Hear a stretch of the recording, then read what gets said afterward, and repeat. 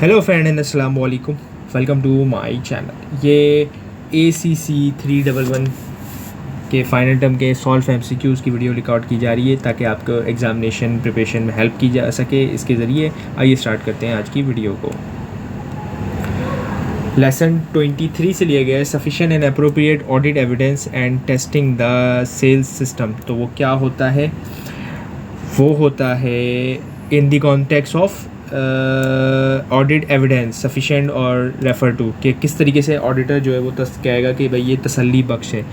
Measurement of the quality of the audit evidence, मतलब audit evidence की quality की जाए। अब जैसे मिसाल दे दिया, ऑडिट एविडेंस जो इंटरनली मिल रहा है उसमें इतनी क्वालिटी नहीं होगी, एक्सटर्नली मिल रहा है। जैसे मिसाल ये बैंक कन्फर्मेशन है कि बैंक से बैलेंस मालूम कर लिया, तो वो एविडेंस ज़्यादा इंपॉर्टेंट होता है, उसकी क्वालिटी भी ज़्यादा अच्छी समझी जाती है। ठीक है। When an auditor aim to ensure that all transaction and event that should have been recorded, they are testing for which assertion। ठीक है, तो completeness को वो करता है, completeness होगी तो वो देखता है auditor. Physical examination of tangible asset by an auditor primary provide are reliable audit evidence for which assertion.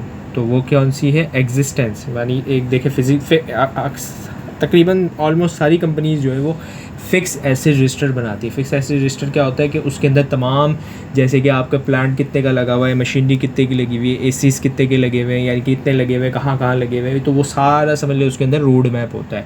तो वो अब जैसे मिसाल दे दिया कि उसने देखा कि भाई 10 AC लगे हुए हैं आपके स्टोर डिपार्टमेंट में, मिसाल दे रहा हूँ, तो अब वो फिजिकली जाके देखे कि भाई 10 AC लगे हुए नहीं लगे हुए। अब उनमें से 9 AC लगे हुए हैं और एक AC गायब है, तो वो चेक करेगा कि भाई ये गायब क्यों हो सकता है, रिपेयरिंग के लिए गया वो, ज़रूरी तो नहीं है कि वो चोरी हो गया हो, लेकिन अगर वो नहीं है और वो मिल भी ना, तो इसका मतलब ये कि उसके एग्जिस्टेंस में गड़बड़ है। Which audit procedure involve checking the mathematical accuracy of document. तो वो कौन सा होता है? रिकैलकुलेशन। अच्छा, रिकैलकुलेशन यानी मतलब जैसे कोई कैलकुलेशन एरर तो नहीं है, क्योंकि ऐसा हो जाता है कभी कभार टाइपिंग के अंदर कि जैसे 399 था तो आपने 99 कर दिया और 3 कर दिया, ऐसा हो जाता है। या फिर 706 था, आपने 760 कर दिया, इस तरीके से। तो उस चीज़ को चेक करने के लिए रिकैलकुलेशन करी जाती है। अपना लेसन 24 से है टेस्टिंग द सेल्स सिस्टम। ठीक है। Which of the following is not typically consider a key stage और control procedure in the sales. तो वो है रिसिप्ट्स ऑफ गुड्स। ठीक है, रिसिप्ट्स ऑफ गुड्स जो है वो अब इसके अंदर क्यों? क्योंकि इसके अंदर देखें सेल्स हमेशा, अब जैसे ऑर्डर है, डिस्पैच है, इनवॉइस एंड क्रेडिट है, तो ये सारी चीज़ें कि भाई ऑर्डर आया, डिस्पैच कर दिया आपने, लेकिन रिसिप्ट अब रिटर्न आ रहा है, रिसिप्ट ऑफ गुड्स रिटर्न आ रही है, तो वो इतनी नहीं है। ठीक है। To ensure the all dispatch has been invoiced with regular control checks should be made in the sales system. तो क्या होता है? Regular check should be made to ensure the all dispatch has been invoice, यानी मतलब जितनी भी आपने store से चीज़ें भेजी हैं तो वो सारी की सारी इनवॉइस्ड है कि नहीं है। अब what should be done with copies of cancel invoice in the sales system. अगर सेल्स सिस्टम के अंदर क्या किया जा रहा है, जो भी सेल्स, यानी मतलब जाहिर सी बात है, अब आपने जैसे सेल्स बुक कर दी कि 10 लाख रुपए की सेल्स थी, लेकिन उसमें से 1 लाख रुपए का सामान आपके पास वापस आ गया। अब जब वो वापस आया तो आपने क्या किया? तो उसको रिकॉर्ड किया, उसकी यानी मतलब ऐसे तो उसकी रिवर्सल एंट्रीज तो डलेंगी। ठीक है, तो वो क्या होगा? शुड बी रिटेन्ड होगा। अब 25 से लिया गया testing the sales system. What is a control objective in the purchase cycle related to ensure that all valid transaction are recorded. तो क्या है? All valid transaction related to payable should be accurately record in the accounting record. तो D आपका answer सही है। अब है which when goods are receive in the purchase system what document should be raise for all accept goods. तो क्या rise होता है? गुड रिसीव नोट, GRN जिसे हम शॉर्ट फॉर्म में कहते हैं। गुड रिसीव नोट राइज होता है जब आपके पास चीज़ें जो है वो आ जाती हैं या फिर आप उसको एक्सेप्ट कर लेते हैं। What does input VAT refer to in the context of company transaction. ठीक है. द आंसर इसका बी है, the tax which the company is charge which is made it purchase. ठीक है.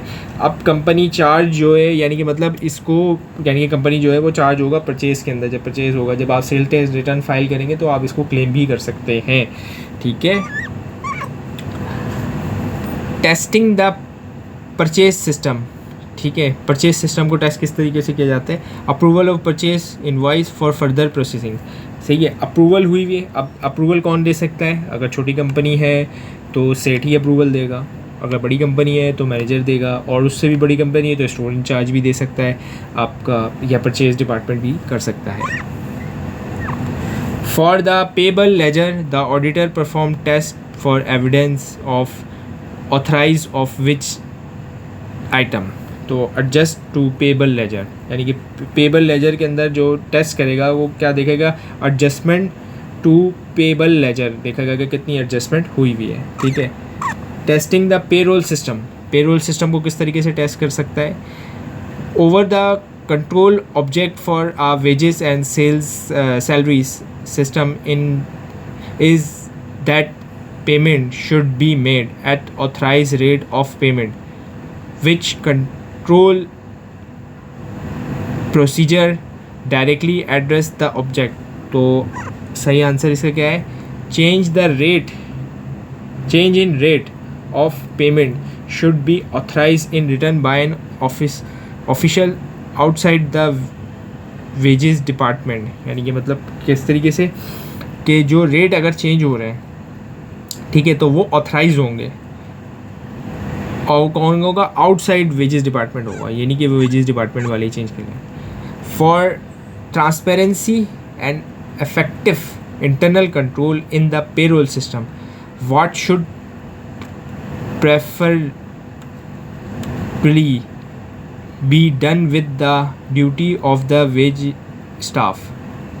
So they should prefer be reload during the year.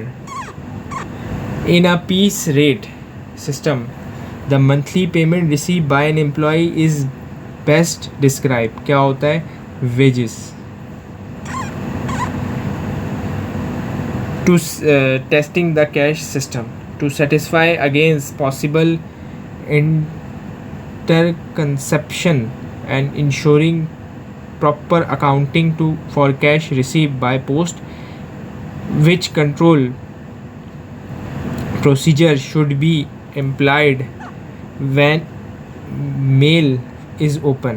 तो उसके अंदर क्या होगा? At least 2% should be present when the mail is open specially if the volume is significant. अच्छा, ये इस तरीके से देख लें कि जब भी बैंक के अंदर आप देखा करें कि 2 कस्टोडियन होते हैं कैश के, एक ऑपरेशन मैनेजर होता है और एक उसका कैशियर होता है, क्योंकि बैंक के अंदर टोटली कैश डील होता है. अच्छा, अगर इस तरीके से ट्रेजरी डिपार्टमेंट देख लें तो ट्रेजरी डिपार्टमेंट में एक तो कैशियर हो गया, ठीक है, ये चीफ कैशियर लगा लें आप अगर बड़ा डिपार्टमेंट है, और अगर छोटी कंपनी है तो एक ही कैशियर से काम भी चल सकता है. ठीक है. दूसरा, जो उसका मैनेजर होगा या जो उसका डिप्टी मैनेजर होगा वो भी रिस्पॉन्सिबल होगा, क्योंकि जाहिर सी बात है कि कैश के मामले के अंदर गड़बड़ होने के या फिर इंसान इधर उधर करने के चांसेस बढ़ जाते हैं. तो इसलिए 2 लोगों का होना स्टैंडर्ड ऑपरेटिंग प्रोसीजर है, समझ लें. When should cash cell be recorded by computer to achieve control objective at the point the sales is made. यानी जब सेल्स बने या सेल्स हो तो उसी वक्त वो रिकॉर्ड करें, ना उससे पहले ना उसके बाद. How should unused check be handled to exercise effective internal control? They should be held in a secure place. जितने भी, अब जैसे मिसाल दे चेकबुक्स जो हैं वो आपकी कहाँ रखी जाती है? चेकबुक खुले में तो रखी नहीं जा सकती, तो उसको एक बंदे को कस्टोडियन दे दे जो बैंक पेमेंट्स करता है. ठीक है, जो बैंक पेमेंट्स करता है उसको दे दें और वो अपने पास एक लॉकर ले ले या अपनी ड्रॉ को जिसके अंदर लॉक किया जा सके उसके अंदर ये सारी चेकबुक्स रखे. Testing the cash system. Cash system के the term reconciliation is in the context of auditing primary refer to dash. तो क्या है, अ प्रोसीजर, डी आंसर है इसका, a procedure that compare to set of financial records to make sure they are in agree, ठीक है। For effective control over petty cash what should entries in the petty cash book made, तो क्या है, प्रोमिसली करनी चाहिए, prominently करनी चाहिए।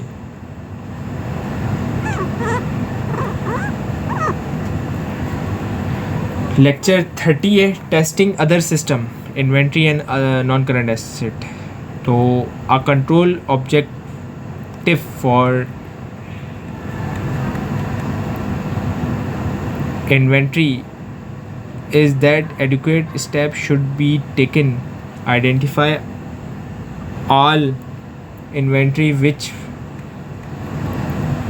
provision may be required, this related to which aspect of inventory। तो इसका क्या है, net realizable value being low, bring low blow cost. तो IS2 जो है वो यहाँ पे आपका अप्लाई हो रहा है, ठीक है। IS2 जो है वो ये कहता है ना कि आपकी या तो लोअर कॉस्ट और NRP पे आ जाए, ठीक है।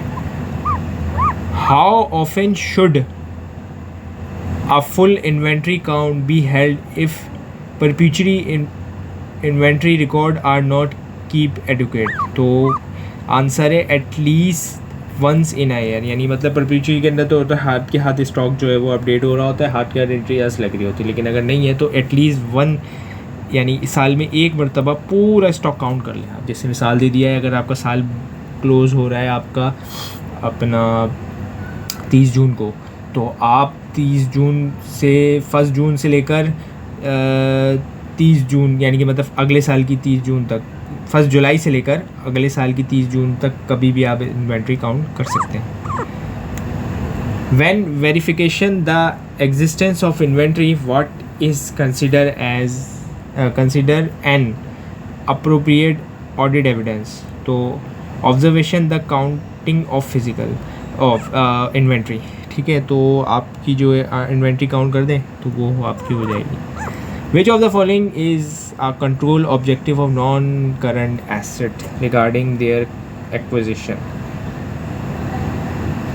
तो आपका सही आंसर है acquisition and disposal of non-current assets are properly authorized, यानी properly authorized हो, जैसे जो भी बंदा authorized हो, मैनेजर हो, फाइनेंस अपना CFO हो, जो भी authorized है उसको, जो भी कंपनी से पावर दी हुई है जिसको, उस तरीके से हो तो वो हो जाएगा। What information should be maintained in a register of non-current assets for each major group of assets? तो detail of its cost and depreciation। तो नॉन करंट यानी कि मतलब ऐसी बात है कि ये फिक्स एसेट रजिस्टर के अंदर ही बात दी जाती है कि उसकी कॉस्ट कितनी थी और डेप्रिसिएशन इस पर कितनी हम चार्ज कर रहे हैं। When test control of non-current asset, what procedure involve? Examine the board minute and capital expenditure form. तो वो है चेक ऑथराइजेशन ऑफ परचेज़, यानी कि मतलब ऐसे आता है कि कोई बड़ी परचेज़ हो रही है, प्लांट वगैरह ख़रीदा जा रहा है, तो उसके अंदर देखेंगे कि इस कैपिटल की ऑथराइजेशन थी या नहीं थी परचेज़ की। Verification approach of auditor. The role of an auditor at the verification stage of the audit is to generate evidence to allow a conclude as to whom the financial statement. तो give a true and fair value, यानी कि जो भी चीज़ दे रही है कि वो true भी हो, सही भी हो और फेयर वैल्यू भी दे रही हो। When auditor check the arithmetic accuracy of record और perform independent calculation computerise depreciation, they are using which audit verification technique. तो वो कौन सी टेक्निक होती है? कंप्यूटेशन टेक्निक होती है। वेरिफिकेशन ऑफ एसेट्स लेक्चर 33 है। Which of the following is not one of the aspect of asset that must be verified by the auditor as per cap POP। तो वो है बेनिफिशियल इन्वेस्टमेंट. अब which when verification the acquisition of asset during the year, what kind of evidence should the auditor primarily vote with? document evidence, invoices वगैरह जो है वो उसके लिए प्राइमरी है. letter of representation, verification of liability. which of the following matter is generally included in an audit engagement letter? तो management responsibility for financial statement. ये क्यों करते हैं कि जो फाइनेंशियल स्टेटमेंट्स बनाना है वो ऑडिटर की जिम्मेदारी नहीं है. ऑडिटर तो उन पे ऑडिट करेगा जो फाइनेंशियल स्टेटमेंट मैनेजमेंट ने बनाए होंगे. तो ये जिम्मेदारी लिखी जाती है कि जो फाइनेंशियल जितनी भी चीज़ें इंस्ट्रूमेंट स्टेटमेंट है वो मैनेजमेंट की ही जिम्मेदारी है, ऑडिटर की जिम्मेदारी नहीं है. Which of the following is not an unrecorded liability that an auditor might need to unearth? तो वो है record the creditors, record trade creditors. Verification of equity. When verification the movement in share capital of a company, which of the following may not ensure that it is properly authorized and correctly show and describe in according with the company ordinance 1984. तो क्या है? test the payment with supporting evidence and trace entry in register. यानी मतलब जो supporting evidence है उसको trace करें और उसके बाद उसको देखें. Which item are observed during the verification of owner's interest in the net asset of the company? तो शेयर कैपिटल एंड रिजर्व को देखा जाता है. Verification of bank balance. Which of the following is considered during the verification of bank balance except? Obtain direct confirmation कर सकते हैं, investigation outstanding stele checks वगैरह, या फिर investigate any significant reconciliation item of unusual nature, या फिर last है ensure that the creditor has been paid for the loan. तो ये चीज़ ऐसी बात है, सारी ऊपर वाली जो है वो लिंक कर रही है, इससे लास्ट वाली तो बिल्कुल लिंक नहीं कर रही, तो वो सही आंसर है. The purpose of obtaining a letter of confirmation from bank is क्या है? Confirm balance and ally matter directly to the auditor. मतलब जो बैंक हमेशा ऑडिटर जो है वो पहला काम यही करता है कि 31 जून को 38 जून को 31 नहीं होता जून, सॉरी 38 जून को ऑडिटर जो है वो बैलेंस मांगता है. क्लोजिंग बैलेंस बता दो कि कंपनी के अकाउंट में कितनी ट्रांजेक्शन होती है, क्लोजिंग बैलेंस. अब जो बैंक वाला है वो डेट भी देगा कि 30 जून को इतना है, और टाइम भी बताएगा कि इस वक्त इतना बैलेंस मौजूद था, और उसमें सेकंड तक का हिसाब होता है. क्योंकि आजकल ऑनलाइन ट्रांजैक्शन होती है ना, तो कोई भी ऑनलाइन डिपॉजिट करवा दे या फिर कोई विड्रॉ कर रहे हैं तो वो इसलिए सेकंड तक का हिसाब देते हैं बैंक वाले. Verification of stock in trade and stocks and spares. तो when verify stock in trade which substantial procedure involve reviewing the client guidance for inventory calculation and determination if they are adequate. तो क्या होगा? examine the stock taking instrument issued by the client and assessing their acquired for a proper stock count. For stock and spare reconciling the closing balance involve which calculation? Opening balance plus purchase plus minus sales return and cost of good sold, या भी जो consume हो गया. Audit sampling. The application of audit procedure is to less than 100% of item appear in an account balance and class of transaction to ensure that audit to form conclusion concern that the population is also known as क्या कहलाई जाती है? Audit sampling कहलाई जाती है. ठीक है, audit के अंदर पूरा 100% देखें, फॉरेन 100% ऑडिट नहीं होता. ऑडिटर हमेशा रीजनेबल एश्योरेंस देता है या मॉडरेट एश्योरेंस देता है, ये तो आपको पता ही होगा. अब जो जाहिर सी बात है सैम्पलिंग बेसिस पे ही काम होता है, तो अब जो सैम्पल उठा रहा है वो बहुत अहम होता है। अगर सैम्पलिंग में जैसे एडिट के अंदर सैम्पलिंग के अंदर आपके एरर पकड़े गए तो बहुत अच्छा हो जाएगा, भाई ऑडिटर बोलेगा ये सारी चीज़ें ठीक कर दो। लेकिन अगर नहीं पकड़े गए तो ऐसा ऑडिटर को सैम्पल उठाना चाहिए कि जिसमें पकड़े जाए भर। Which of the following is not an advantage of using statical sampling? तो क्या है, it's allowed the auditor to greater reduce substantial testing. ठीक है, यानी कि मतलब सब्सटेंशियल टेस्टिंग को मतलब रिड्यूस कर देता है। Which type of item would typically require 100% check rather than sampling due to their importance and unique nature? तो लैंड एंड बिल्डिंग, यानी कि मतलब चेक करना पड़ेगा आपको 100% के भाई सैम्पलिंग के बगैर कि भाई बिल्डिंग है यानी। अब जैसे बिल्डिंग ज़्यादा कंपनी की होगी नहीं, चलो ठीक है कि बैंक्स वगैरह की हम कह सकते हैं कि ब्रांचेस बहुत ज़्यादा होंगी, लेकिन वैसे जो पब्लिक लिस्टेड कंपनीज़ होती हैं बैंक्स वगैरह के अलावा उनकी इतनी कोई ख़ास बिल्डिंग्स नहीं होती, मतलब उनकी 5, 6, 10 बिल्डिंग्स हो जाएंगी तो वो या लैंड हो जाएंगी, तो बेहतर है कि वो 100% चेक हो, सैम्पलिंग बेस पे चेक ना हो। ठीक है।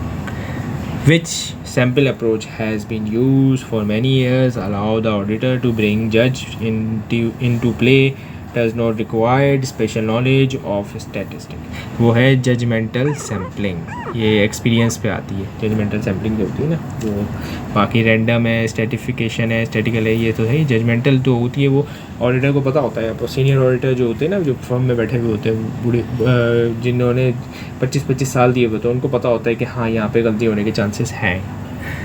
Which of the following sample selection method aim to ensure that the client cannot know or guess which item to be examined? Unpredictable sample, मतलब बिल्कुल ही प्रिडिक्ट ना हो, ब्लॉक भी ना हो, रिप्रेजेंटेशन में ना हो, बिल्कुल ऐसी बिल्कुल रैंडम उठा ली। जैसे मिसाल दिया, मैंने उठाई पहले 100 वाउचर, 100 के बाद डायरेक्ट मान लिया 500, 500 के बाद डायरेक्ट मांग लिया 503।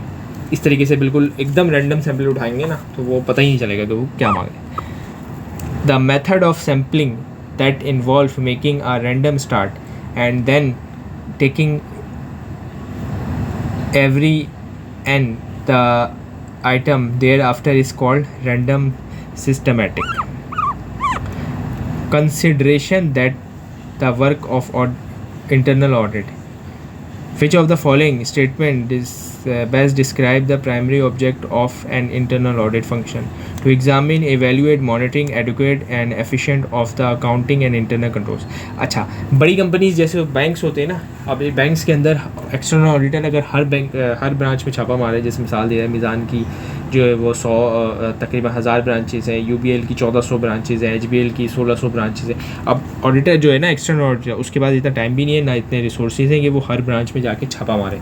तो उसमें क्या होता है कि इंटरनल ऑडिट को जो है ना वो बहुत ज़्यादा अपना जैसे कहना चाहिए कि स्ट्रॉन्ग रखा जाता है, या फिर बिल्कुल ऐसा रखा जाता है कि वो जो ऑडिट सेम समझ लें एक्सटर्नल ऑडिटर वाले ही काम करता है, बस वो ये फ़र्क है कि वो एक्सटर्नल ऑडिटर नहीं है, वो पेरोल पे होता है, सिर्फ ये फ़र्क होता है, बाकी कोई फ़र्क नहीं होता। वैसे ही एग्जामिन करता है, वैसे ही ऑडिट करता है, वैसी रिपोर्ट बनाता है और वैसे ही सबमिट करता है। और उस चक्कर में कई दफ़ा ऐसा भी होता है कि ब्रांच वालों के बोनसेस उड़ जाते हैं या आधे हो जाते हैं, या फिर जो है वो उनके इंक्रीमेंट जो है वो वैसे नहीं लगते जैसे उनके लगने चाहिए थे ऑडिटर ख़राब होने की वजह से। ठीक है, तो ये सारे वो काम करता है, तो इससे एक्सटर्नल ऑडिटर को भी बहुत फ़ायदा होता है।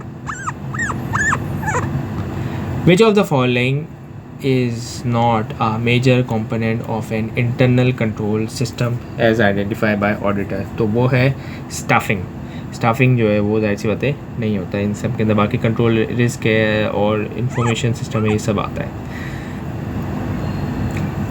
What is a primary difference between an operational audit and a compliance audit? तो वो operational audit focused on business efficiency and effectiveness, while compliance auditor focused on whether law or other required are being। अब देखें operational audit जो है वो तो आपकी operational activity को देखता है। कंप्लाइंस के अंदर जैसे मिसाल दे दिया है कि जो फैक्ट्रीज़ हैं वो सही तरीके से अपना जो वेस्ट मटेरियल डिस्पोज कर रही है नहीं कर रही, ठीक है, ये कंप्लायंस ऑडिट हो गया। दूसरा, वर्कर अब काम कर रहा है फैक्ट्री के अंदर, तो उसको सही इन्वायरमेंट, ठंडा पानी, जैसे गर्मियाँ चल रही हैं आजकल आपको पता है, तो ठंडा पानी दिया जा रहा है, सही है, या फिर उसकी जो बैठने की जगह है वहाँ पे पंखा लगा हुआ है नहीं, तो ये कंप्लायंस ऑडिट में चले जाता है, ठीक है।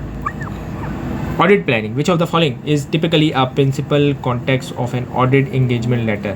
तो scope of the audit, scope full scope भी होता है, लिमिटेड स्कोप भी होता है, इस तरीके से स्कोप ऑफ ऑडिट के अंदर यानी मतलब ये बात दी जाती है। अब लिमिटेड स्कोप, जैसे मैं आपको बैंकों की मिसाल दूँ तो बैंकों के अंदर जैसे मैंने ऑडिट देखा हुआ है, तो वो लिमिटेड स्कोप भी आता था और फुल स्कोप भी आता है। अब लिमिटेड स्कोप कैसे आता है, वो 2 दिन का ऑडिट होता है, मतलब एक दिन आते हैं, छापा मारते हैं, डायरेक्ट आते के साथ ही वो घुस जाते हैं कैश रूम में। मैं उम्मीद करता हूँ ये वीडियो हेल्प करेगी आपकी एग्ज़ामिनेशन प्रिपरेशन में। Thank you for watching this video and अल्लाह हाफिज़।